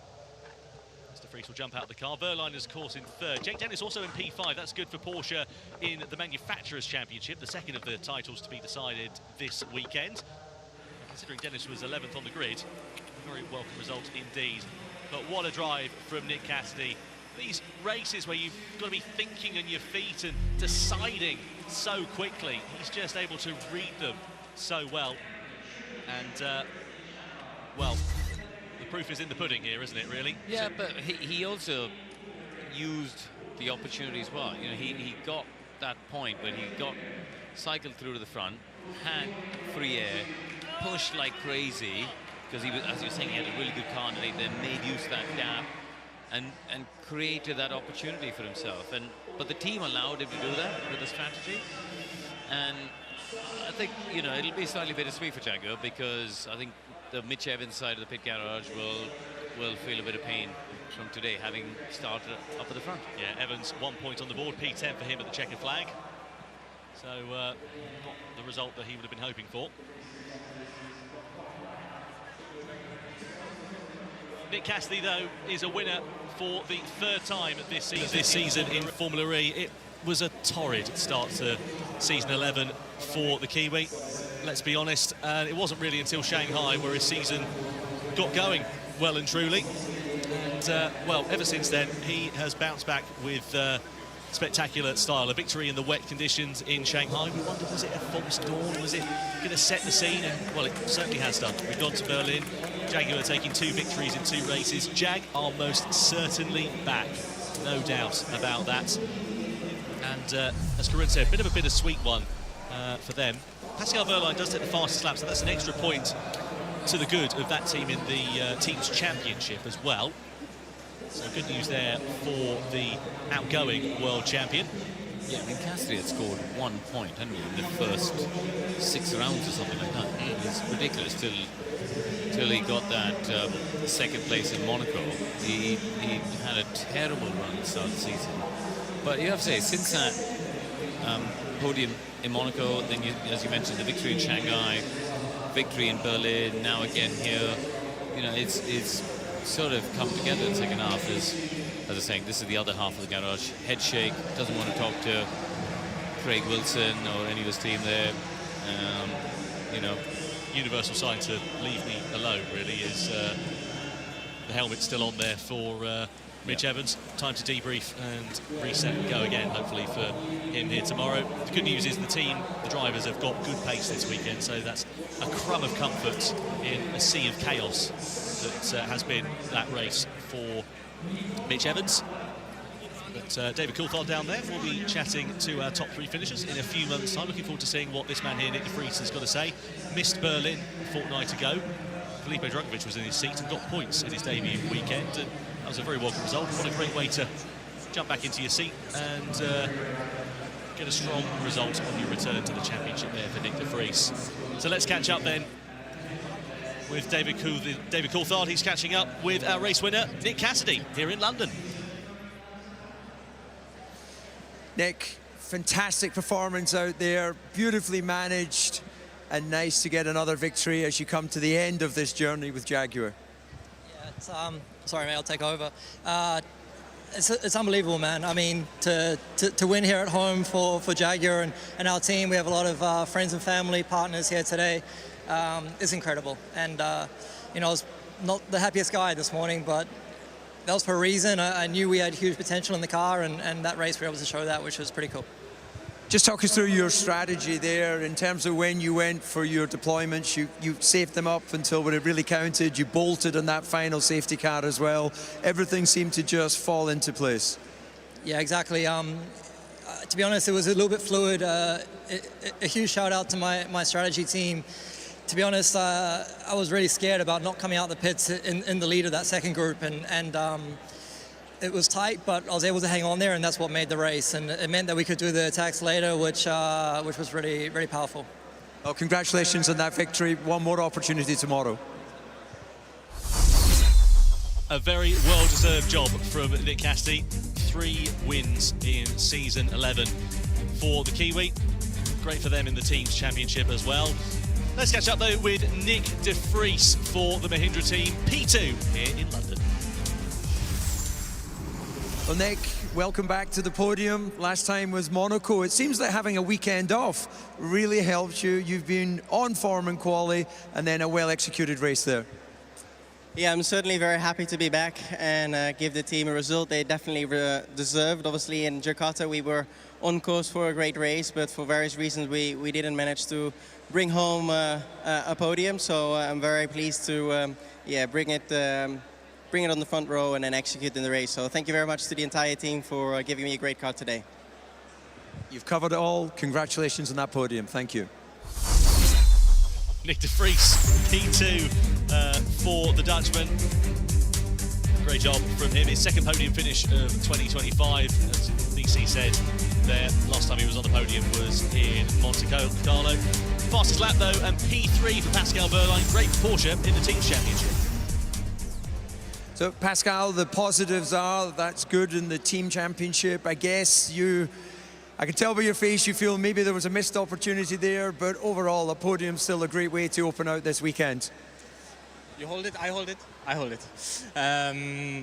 No, I'm quite happy. I think, yeah, I would have wanted more, of course, but more was not possible. That was what we had today, and our goals are clear. We want to win the teams and the manufacturer championship, so the points are very important for us. Nevertheless, I always want to win. Every time I race, I want to win, and I feel like today it was not possible. But yeah, we take the positives, and one more race to go tomorrow. Looking forward to that. Go and enjoy the podium, and we'll see you tomorrow. Great job for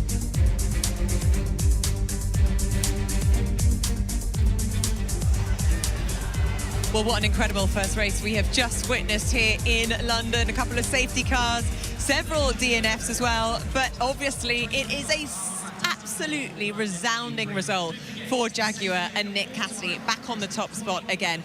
25 points that now puts him third in the Drivers' Championship standings. But Alan, Katie, talk us through his strategy in taking that pit boost a bit earlier when he did really helped his position. Well, first of all, he made a very good start and he was up there and he was able to stay and conserve a lot of energy at the beginning. His energy conservation was fantastic. He took a slightly earlier pit boost than his teammate and also Nick de Vries, and then he had clean air when he came out, and that was very critical, that he was able to use that extra energy to get some real lap time in clean air.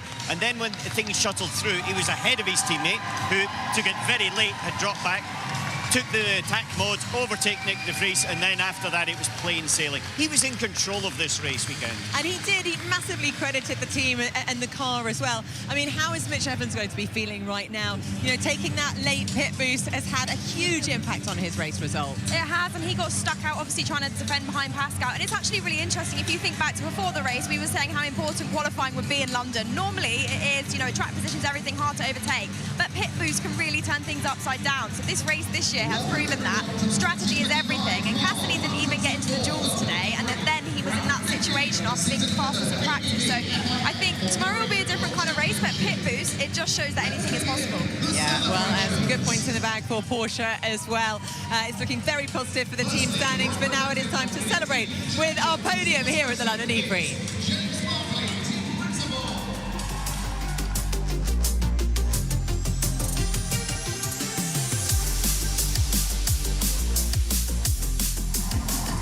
So then, time for the podium for round 15, the Marvel Fantastic Four London E-Prix.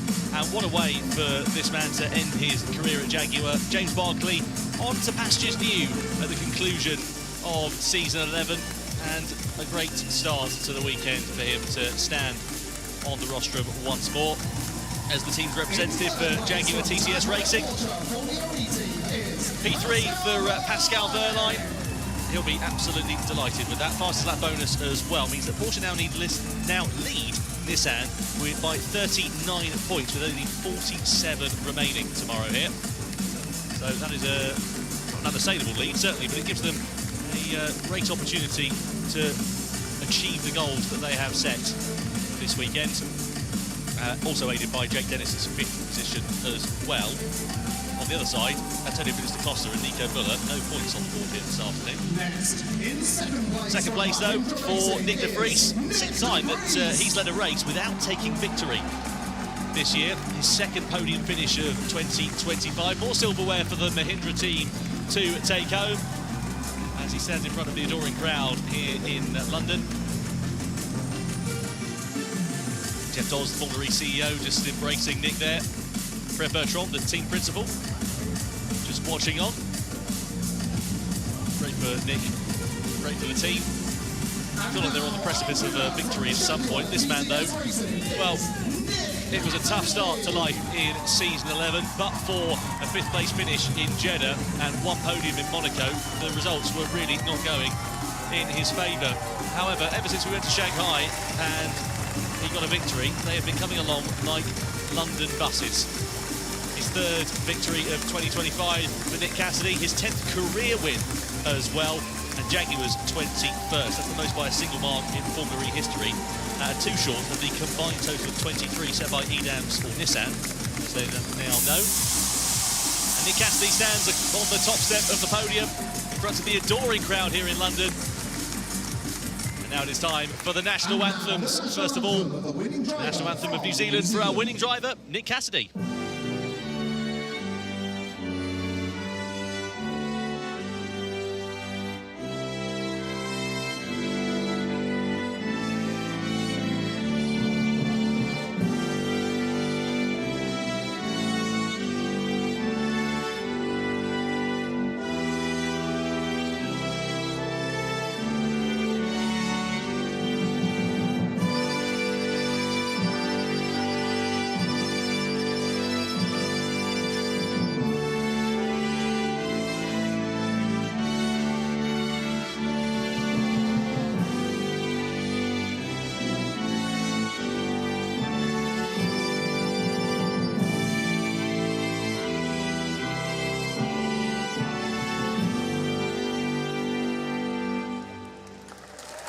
Nick Cassidy, his 10th win in Formula E. Now time for God Save the King for our winning team, Jaguar TCS Racing.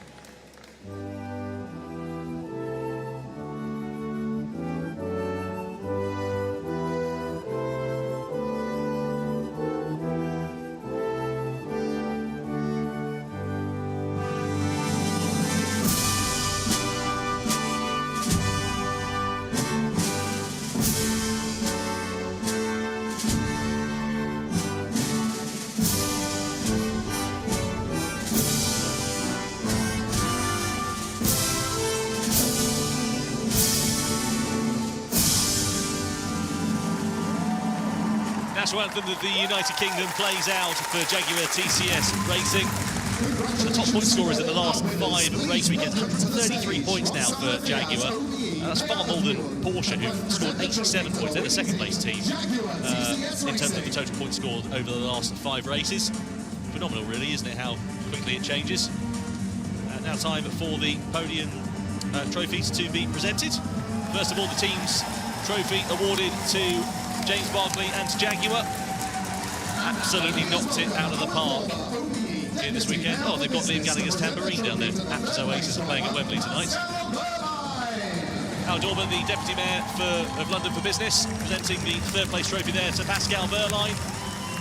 All important points, giving them a 39-point swing in the team championship with 47 left to play for. Second place for Nick de Vries, Patrick Morris, the VP Partnerships at Marvel Entertainment. It was a fantastic E3 for Nick de Vries. Now time for the winner's trophy to be awarded once more to Nick Cassidy. Well, first of all, actually, the FIA medal presented by Malcolm Wilson, I beg your pardon, the FIA Deputy President. Great job from Nick Cassidy. And now time for the Winners' Trophy to be presented. Mike Freese, the CEO of Liberty Global.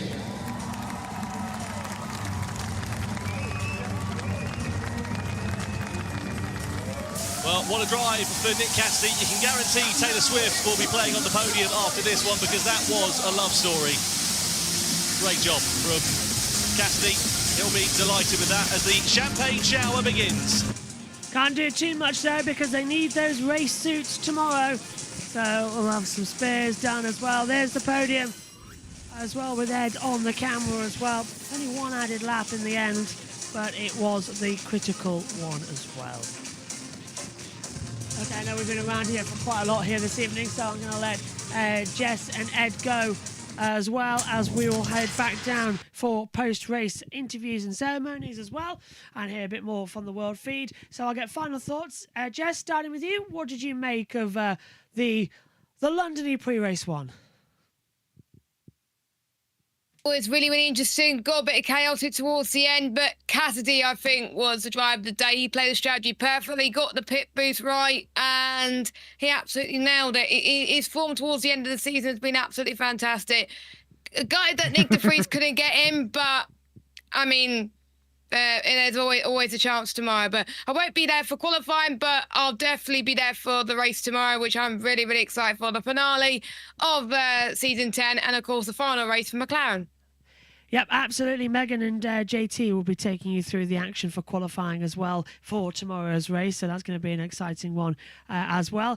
Ed, fingers crossed you might be there tomorrow, but what's your closing thoughts on this one? Yeah, the guy, my friend of mine, is trying to log into his Hotmail account. So he says, I'll wait till I get home because obviously he's not got his podium wristband, so he's not there at the moment. So he's obviously making steps to get home. But yeah, hopefully I don't set off tomorrow morning. Just hope that the email arrives in time because that could be a bit awkward. Anyway, as regards to the race itself, yeah, I agree. Cassidy had a very, very good performance. I think it sort of opened up for him. He was the leader of those on that pit boost strategy, and that absolutely played into his hands. He could basically control that part of the race while the leaders all sort of outsmart themselves. Especially Evans with the other Jaguar. I think he was a bit unlucky to get the attack mode and get stuck behind Beckman, and then got tapped around by Ticktum and Dennis as well. Dennis put together what I thought was the move of the race on Mortara with that crazy sideways moment. That was probably the thing that I'll remember the most about the race. But yeah, it was typical London E-Prix shenanigans. Tomorrow, hopefully, I think without the pit boost, we should get a slightly better race all the way through. That's not just the first half where basically nothing happens. Everybody's saving energy following the leader, because I think that was a little bit disappointing. But the second half was more what we'd come to expect, and it was a pretty good show, I thought. And you can't say it wasn't a deserving winner. So well done, Nick Cassidy. I fully expect Porsche to sweep up the manufacturers and teams titles tomorrow because they've absolutely aced it with Verline's third place there. There's a couple of penalties that have come through. 10 seconds as well for Degrassi for attack mode infringement. He's also... Well, no surprises there. Yeah, Boemi and Degrassi has been noted for an incident, and Bird and Fines under investigation for causing a collision as well. So there's a couple of things to note that will hopefully bring you for the end. Fines investigation can cause a huge potential change in points as well. That's true, because Fines finishes in 8th place, so NATO and Evans could go up, and that could put Roland into the points-paying positions as well. So we'll keep up to date if that changes for Nissan as well in the points-paying positions. Well, my thanks to Ed and my thanks to Jess as well. Let's head downstairs then and join our colleagues on the world feed for all the action. We'll let them two go and get some food. Good night to you both, and we'll head down now to the world feed team. Apparently there is no live stream at the moment, but I'm still watching it, so I can't unmute for some reason, which is interesting. It's news to me as to how it's not there at the moment. So okay, there is no, there's no live stream. Any requests? Anything you want me to get while I'm there tomorrow, hopefully? Caps, things like that, interviews. Say hello to Jack Giamano and Pico over there. Well, definitely will. They can do a meet-up at like 11:30 tomorrow. It's by the flowery Porsche next to Costa, I believe, is the directions we've been given. And yeah, I'm fully expecting the rest of this evening to be taken up by editing videos they're going to send to me. They're going to get done even later tomorrow for obvious reasons, because I'll be traveling back there. And massive shout out to anyone in the Formula E Zone Discord has been in London this weekend or is going to London tomorrow. Absolutely. Keep up in touch with us. We'll head now back to the world feed. Thanks, guys. See you later.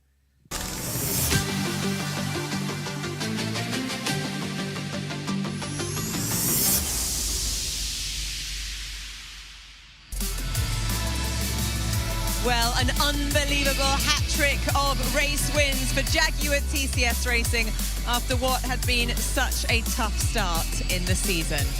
It is now Nick Cassidy who claims the win here at the London EPrix. The question is, will he do it all over again tomorrow?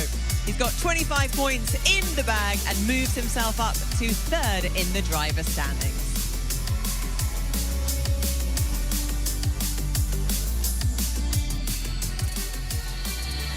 What a race. I mean, there was so much going on in that race. Where to start? I mean, first of all, I think let's talk about the strategy, because Jaguar seemed to really nail the strategy for Nick Cassidy, but it didn't really go so well on the other side of the garage for Mitch Evans. How did they get sort of two opposing strategies there? Why would you let Nick Cassidy pit first in that incident? Do you know, it's really interesting because across the grid, speaking to some of the drivers before the race and asking when the pit window was and what the strategy was, most teams said that they would do opposite strategies for the two drivers because they weren't really sure how it would play out, and then hopefully they've got one of their drivers near the sharp end of the racing. So I think Nick going into the pit boost early gave him the clean air in front, and then it enabled him to take pit boost, to take a tap mode, when he wanted it, and then come out with Nick de Vries. He then did have to pass Nick de Vries with attack mode, which could have been a sketchy moment. I'm not sure if I would have taken it earlier to try and get the leap in the front and stay at the front of the race. But yeah, it's anyone's game in a way, because with a track like this, when you have such tight margins and the possibility of safety cars, it could go either way. And yeah, it was a tough call today from the strategy. Yeah, Alan, you're nodding your head there. What would you have done? There's a question though. Question is, would you have pitted Mitch first because he was in track position, he was leading the race? Exactly. And that, I think, is the thing that they're going to be discussing back here, because without doubt, Mitch Evans was in pole position and he was easily leading the race. He was controlling the race, he was conserving energy, and ultimately he ended up right at the back, and his teammate won. And so there's something to be said for that track position point. Yeah, and then you get caught up in incidences like we always see. If you're in the mid-pack, the melee, he then got bumped from behind from Dan Ticktum, again losing positions, DC. Yeah, look, that was just unfortunate. You know, Dan was going for a move, getting frustrated, being held, and then ultimately frustrated himself into the barrier by breaking himself. But I think that, of course, if you're Mitch, you're going to be saying, why did you do that, as Alan's explained? But if you're Jaguar Racing, you've done exactly what you need to execute a victory, and what a great day to be a Nick. You know, first and second. So Nick de Vries also very happy with that result. The only thing, just keeping in mind from a Jaguar perspective, that's leapfrogged them up closer to Nissan in the team's title, but they still need both cars to finish strongly in the points to be able to achieve that. Yeah, absolutely. And then, as you mentioned there, you know, Nick de Vries on the podium. Great haul of points for Mahindra. And then, of course, you've got Pascal Wehrlein, who, again, when being asked, he manages to perform and brings home points for Porsche. And the team's championship is looking even stronger for them. It is. It's where they're going to want to be. He looked very happy on the podium. He might take Antonio Felix da Costa's nickname of Mr. Consistent, because he really is consistent this year. He's been on the podium a lot of pole positions, and he's just really racked up the points for the team. So tomorrow will be a very different race. I think they'll be wanting both cars to be strong in qualifying, because I think it will be a lot more qualifying dependent. Lovely stuff. Okay, so we are now going to go to Alexa and hear from some of the drivers. Florian Modlinger, good points for Pascal, no points for Nissan. That's not a bad result to say, is it? Yeah, Mervin collected 2 points on P9, but overall a good result. Step by step, we increased the lead in the team championship from 23 to 37 points, I think, big step. And in the manufacturer from 7 to 29. This means all goes in the right direction, but it's one step, and tomorrow is another race day to execute, and that's the target, to secure the title tomorrow. And just tell us what went wrong with Antonio's race here. Yeah, Antonio was today a bit missing pace in qualifying, starting from P17, and here it's always chaotic if you are in the midfield or in the back of the field. He progressed, he stayed out of trouble at the beginning, he arrived already in the points, around the points, but then had damage. We had to box him, change the front wing, but tomorrow we try hard to bring him also in qualifying up front. He's capable to do, he showed this the whole season, and on this track he's also able to qualify in the front. That's the target. Tomorrow's a new day. Thank you, Florian. Thank you. Lovely stuff. Thank you, Alexa, and good to hear from Florian Modlinger, who is obviously going to be pleased with a nice points haul today, but looking ahead and focus, as always, on tomorrow. Let's hear from Billy now with a bit of post-race analysis. Thank you, Nikki. So, today, in a chaotic race to say the least, the highest placed Brit on the grid. We're going to take a look at his race and all the eventualities, and that was Dan Ticktum. So we're going to run it through now. He's on the start. He was the highest placed Brit on the grid in 4th position. And I'm just going to pause it for you guys just here, and I want to highlight who is overtaking him at the start of the race. That is our race winner, eventual race winner, Nick Cassidy. So Dan Ticktum dropped down to 5th place at the start of the race. And why this is interesting for me is the strategy that was employed by Jaguar throughout the race that eventually led to Nick Cassidy winning by a comfortable margin. Dan Ticktum at the start of the race, he was mirroring what the Jaguar driver was doing. He slotted in behind him. We also then, as we ran down through 4 and 5, see the incident in the background here. I'm going to run it through here and again just highlight what's going on in the background behind Dan Ticktum. So he was lucky to be just ahead of the carnage happening behind, with Max Günther and Mortara having their incident there on the first lap. But he's tucked in nicely behind Nick Cassidy. Really good positioning for Dan Ticktum.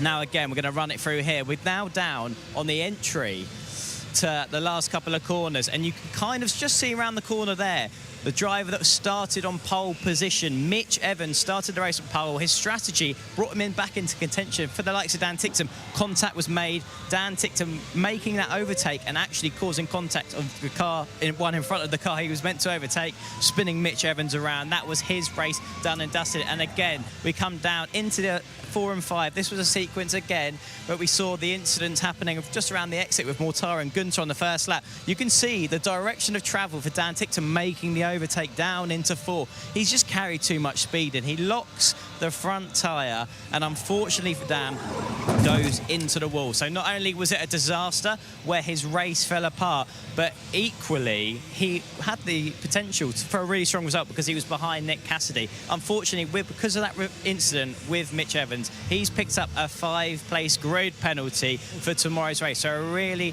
tough day for Dan Ticktum, and we're going to hear a little bit more from him now. That seemed like a frustrating race for you. Is that a fair way to describe it? Yeah, I want to just say, as I've just said on my Instagram, I'm really sorry to Mitch. In turn 19, I just messed that up, had Dennis on the outside. Everyone's sort of saving energy and the targets went up.